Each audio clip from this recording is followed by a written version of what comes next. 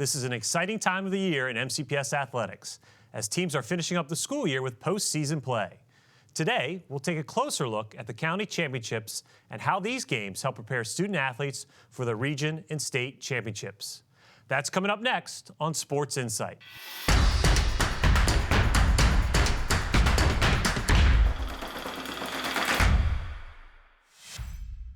Hello, and welcome to Sports Insight. I'm your host, Cliff Elgin. In 2019, the MCPS Department of Athletics added county championship games for open tournament sports, such as field hockey, boys and girls soccer, girls volleyball, boys and girls basketball, baseball, softball, and boys and girls lacrosse. The opponents are determined using criteria established by the Maryland Public Secondary Schools Athletics Association, or the MPSSAA. The top overall team in the county faces the next best team from a different MPSSAA region to ensure a diverse representation of teams each year. These two teams meet at a predetermined site to crown the county champion for each sport. Now, we'd like you to hear what teams think of the county championship format.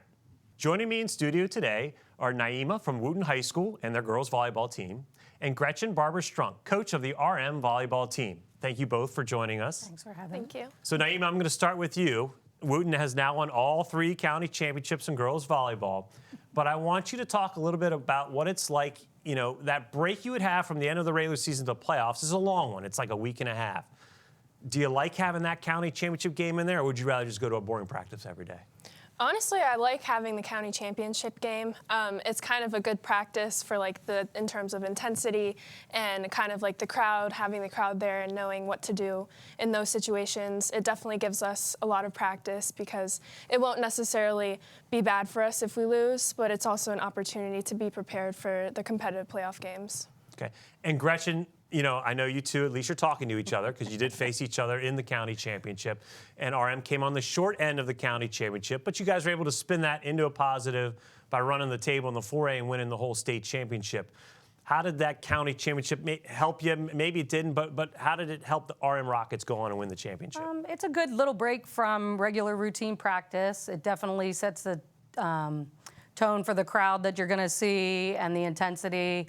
And Wooten always brings it, so it was definitely a fun game. The benefit is that, you know, it's good for bragging rights, and we didn't get that, but it didn't break us, and we were able to go on because it's not like lose and you're out. So it drove us to obviously win. So you've been coaching 11 years in the county at the varsity level. So you were coaching before we had county championships. Now we've had it the last 3. Has it changed your thinking? Is it changing your goals that you set for your team? Just kind of talk about how that county championship maybe changed the dynamic a little bit. So we definitely made a goal in the beginning of the season that we wanted to make it to counties. Obviously, winning would have been the ideal turnout, but that was definitely a precursor to, you know, we want the county champions, regional championship, state championship. So it was on our mind from day 1 of preseason. Now, I'm going to come back to you, Naima. 3 in a row. You've got another year of high school left, so you'll be back in the fall. Do you want to make it a clean sweep all 4 years you were in high school? Have you and your teammates even started talking about it? Are you looking forward to a county championship next year? I'm definitely looking forward to it. We had a good amount of seniors leave. I think we had about 7 or 8. But I still think we have a pretty good team to put out there, and I definitely think we'll make it to county championships and hopefully win. And who knows, maybe you'll see Richard Montgomery again in that county championship. For sure. I want to thank you both for joining us today on Sports Insight and giving us your thoughts about the county championships. Obviously, the volleyball has been a huge success, so thank you both for coming by. Thank you. Thank you. All right, now let's send it over to our MCPS student apprentice, Esther, for the sights and sounds of the Boys Lacrosse County Championship. It's an exciting day here as we're about to see Sherwood take on Einstein for the Boys Lacrosse County Championship.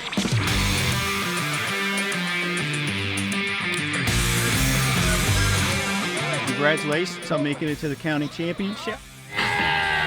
We're really excited. This is a great opportunity for our players, for our school, for our consortium that's not had a lot of history of lacrosse. It's just a great opportunity for us to really show what we have.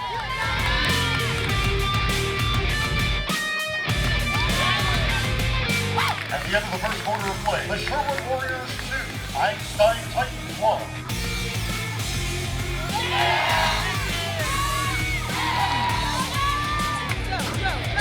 on three. 1, 2, 3, 4, 5, 6, 7.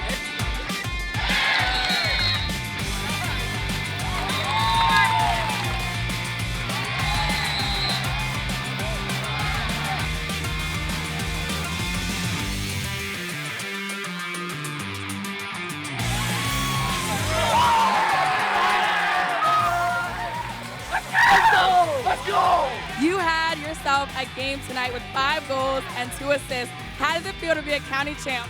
It feels amazing. 3rd year here. Finally won it. It's just great to be a Warrior.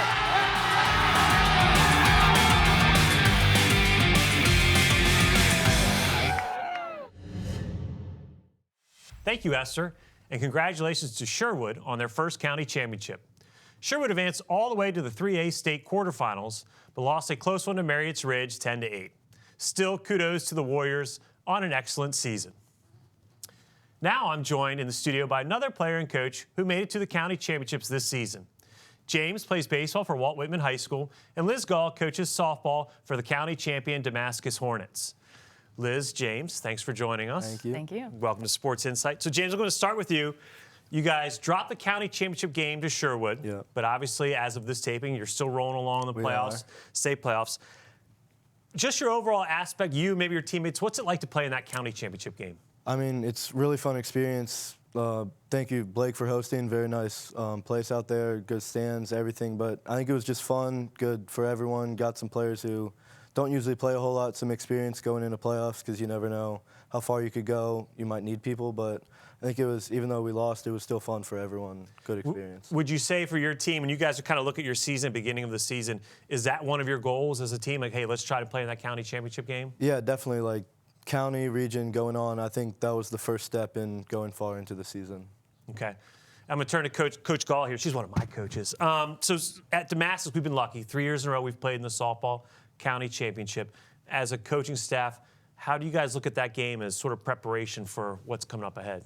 I mean, I think it's huge as preparation for playoffs because you see all different types of competition throughout the season.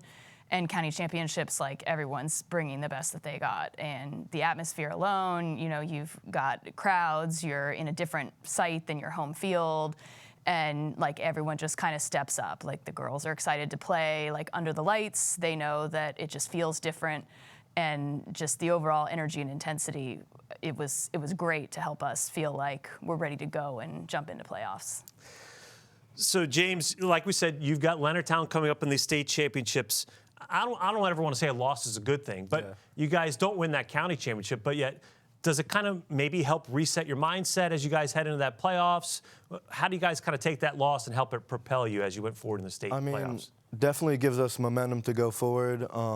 I think like the determination from all the players after the loss is like we don't want to lose again going forward. And I think having that thought going into the playoffs was good for the whole team, good for morale, and so far it's working. And Liz, you kind of mentioned the atmosphere around it. If anyone hasn't been to the the county championships, it's a great setup with the baseball and softball because both games are going on at the same time. Like you said, they're both under the lights. And if you haven't been, you should go because it is a great atmosphere. I'm going to give you kind of the last word here, Coach Gall. The county championships, we've had them since 2019. COVID kind of delayed them a little bit. So we've had them 3 years in a row. Overall, great positive for the county. Sort of what's your takeaway as a coach? I definitely think it's a huge positive for the county just because it's another opportunity to celebrate athletes who are doing a great job and really prepare them for the next step going into playoffs. And at the same time, there's a little bit of a no pressure feeling in that you know that obviously you want to win because everybody does, but at the same time, like you're really testing the team against great competition in a way that if you lose, it's not over because you've still got playoffs. So it helps you learn, I think, from all different angles, we took a lot from the game. We won, but we also had some, pluses and minuses that we were able to say, like, hey, like, we didn't play our best ball. We still came away. Like, we've now faced adversity in a couple different ways that'll help us. Well, I want to thank you, James, and wish you luck. Thank you. Upcoming state championship game. Coach Gall, a great season. Division champs, county champs, region champs, state semifinalists. It was fun watching your team all year. I want to thank you both for being here. Thank you. Esther and our Sports Insight crew stuck around for the second lacrosse county championship game. Let's see what happened in the Girls County Championship that was a barn burner. Next, we have the girls taking the field. We'll have the Lady Vikings facing off the Lady Warriors for the Girls County Lacrosse Championship. Yeah. Come on. It's the second time we're seeing Whitman, so this will be another really kind of fun chance to get prepared for the state round. Stress and anxiety used to get the best of me. Now I use that negative energy to propel me. They can't tell me that I can't do it. It's useless. I'ma get through it. Watch me do it. Watch me as I do the impossible and overcome obstacles. I'ma beat the odds, man. I'ma be phenomenal. 1, 2, 3, go! You can't stop. I'm in my zone.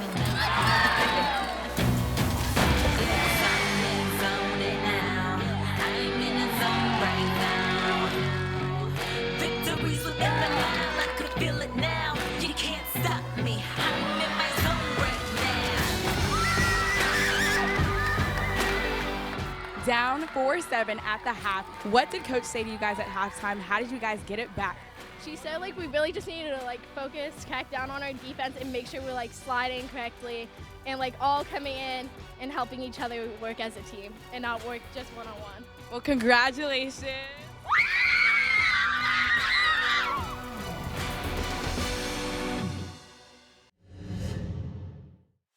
Thank you again, Esther, and thank you for sticking it out in the rain to catch that exciting finish. Congratulations to Sherwood on completing the sweep in both boys and girls lacrosse. Like the boys, the Lady Warriors made it to the state quarterfinals as well, but came up 1 goal short to Delaney, 13-12. That's all the time we have for today. We'd like to thank our studio guests, Naima, Coach Gretchen, James, and Coach Liz for joining us. For more MCPS content, be sure to subscribe to the MCPS TV YouTube channel.